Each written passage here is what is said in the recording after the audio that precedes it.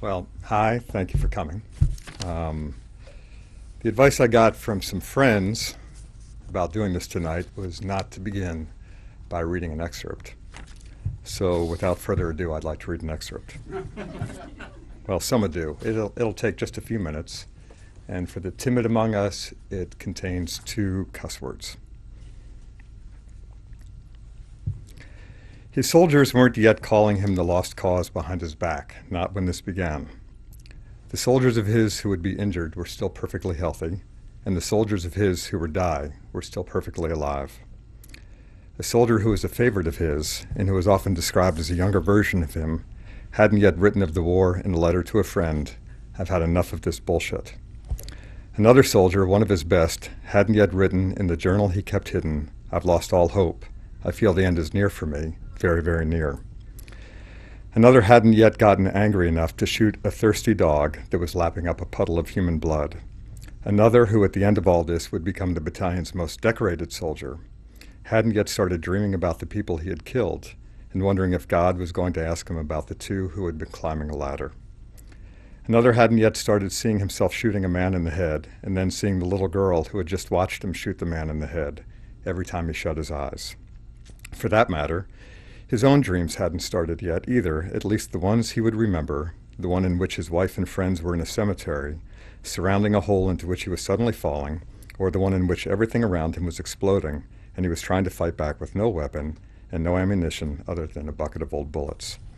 Those dreams would be along soon enough, but in early April 2007, Ralph Koslerich, a U.S. Army lieutenant colonel who had led a battalion of some 800 soldiers into Baghdad as part of George W. Bush's surge, was still finding a reason every day to say, "It's all good." He would wake up in eastern Baghdad, inhale its bitter burning air, and say it, "It's all good." He would look around at the fundamentals of what his life had become: his camouflage, his gun, his body armor, his gas mask in case of a chemical attack, his atropine injector in case of a nerve gas attack, his copy of the one-year Bible next to his neat bed, which he made first thing every morning out of a need for order, his photographs on the walls of his wife and children who were home in Kansas in a house shaded by American elm trees, and with a video in the VCR of him telling the children the night before he left, "Okay, all right, it's time to start the noodles. I love you, hut hut." And say it. It's all good. He would go outside and immediately become coated from hair to boots in dirt unless the truck that sprayed sewage water to keep the dirt under control had been by, in which case he would walk through sewage-laden goop and say it. He would go past the blast walls, the sandbags, the bunkers, the aid station where the wounded from other battalions were treated, the annex where they assembled the dead, and say it. He would say it in his little office, with its walls cracked from various explosions, while reading the morning's emails. From his wife, "I love you so much. I wish we could lay naked in each other's arms, bodies meshing together, perhaps a little sweat." From his mother in rural Washington state after some surgery, "I must say the sleep was the best I've had in months. Everything turned out to be normal, goody-goody.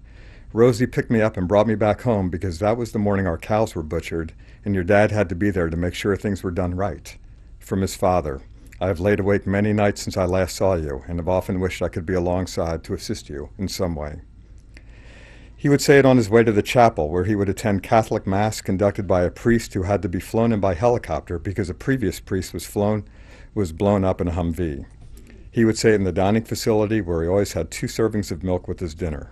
He would say it when he went in his Humvee into the neighborhoods of eastern Baghdad, where more and more roadside bombs were exploding now that the surge was underway, killing soldiers, taking off arms, taking off legs, causing concussions, exploding eardrums, leaving some soldiers angry and others vomiting and others in sudden tears. Not his soldiers, though. Other soldiers from other battalions. "It's all good," he would say when he came back. It could seem like a nervous tic, this thing that he said, or a prayer of some sort.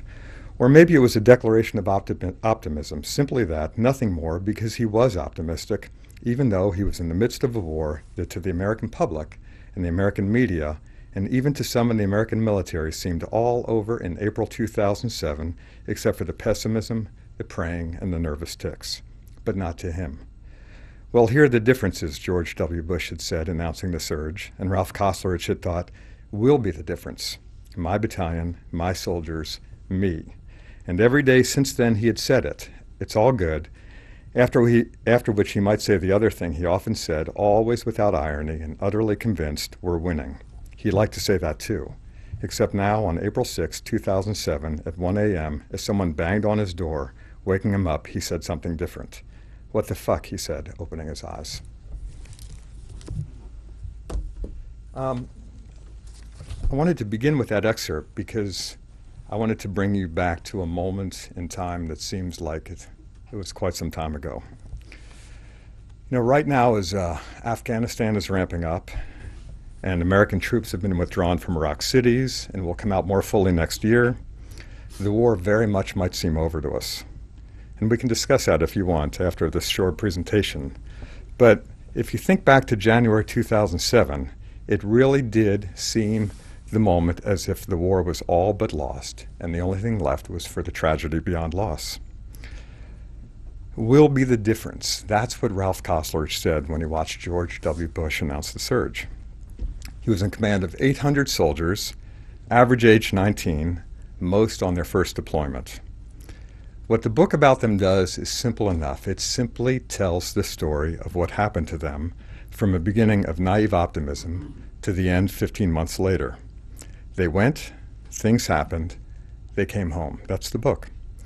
The book is a piece of journalism, and that's the other thing we're thinking about January 2007, because by that point, the great policy books on the war had been done, the memoirs had been done, and the time seemed right to me for an observed, intimate, ground-level look at a faraway war.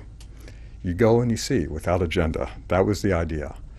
The book I've written is not a first-person book. It's the soldier's story, from their beginning in a Kansas snowfall to an ending that was both heroic and ruinous. Now, I have to say it's an ending I didn't know was coming. In fact, I knew nothing of what was coming. I decided to just go and to see. Actually, at the beginning, I wondered why no one had done this. It was not the most original thought to just kind of go along and watch soldiers. I think after maybe the third or fourth rocket attack, I began to understand why no one had done this, but by then it was too late. I didn't want to leave what I was seeing. The area where the soldiers were was in East Baghdad, and it turned out to be quite a bad area. It was an area where no one really went, not generals, not politicians, just several battalions of soldiers into an area somewhere outside of Sadr City, mostly a Shiite area at that point. The neighborhoods had been pretty well cleansed of Sunni. The weapon of choice in this area was a roadside bomb. Maybe the western side of Baghdad had suicide bombers. There were a couple where these guys were, but mostly it was a roadside bomb, a type of IED called an EFP, which stands for Explosively Formed Penetrator. Here's what an EFP is. It's a copper disc, and the copper disc is on the end of a tube that's filled with explosives. And when it explodes, well, first of all, the EFP, one problem with it is it could be hidden anywhere. In fact, they were hidden in animal carcasses. They were hidden in pieces of curb to look like a piece of curb, but they were disguised and they were actually bombs. They were under piles of trash. And since much of eastern Baghdad was a pretty trashy area, it was impossible to be on the lookout all the time for these things, but they were out there.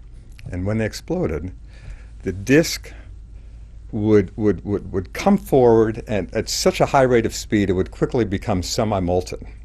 And it would burn through whatever was in its way, whether it was a person, whether it was the very best Humvee the Army had to offer at that point, or whether it was a person inside the Humvee. And so what happened is the soldiers would go out every day in helmets, ballistic eyeglasses, earplugs, knee pads, elbow pads, body armor with thick ceramic plates, boots. There wasn't really an inch of skin showing, gloves, flame-retardant gloves. And they'd get in a Humvee and go out. And, you know, war comes with calculations, I guess, and over time, as these things began exploding and kept exploding with increasing regularity, the soldiers would make adjustments and do the best they could. For instance, they might sit with one foot in front of the other, so if something came through the door, they would lose only 1 foot instead of 2.